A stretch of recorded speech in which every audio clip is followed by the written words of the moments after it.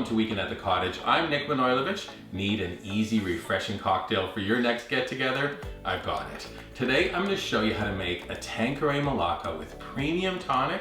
It is so refreshing. I recently made the cocktail for a little gathering with some close friends. I know you're going to have a wonderful time, just like we did. To make the cocktail, you're going to need Tanqueray Premium Malacca Gin. If you've never tried it, prepare to be amazed. Flavor profile is peppercorn, rose, and clove. It is truly amazing. Let me show you now how to make it. Ice up a glass. Add 1.5 ounces of Tanqueray Malacca. Top it up with a premium tonic water. I love the garnishes for this cocktail. A little sprinkle of pink peppercorn, a sprig of fresh mint. How can something so simple be so fabulous?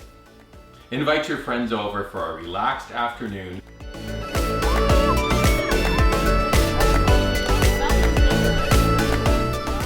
Serve up this refreshing cocktail, place out some nibblies.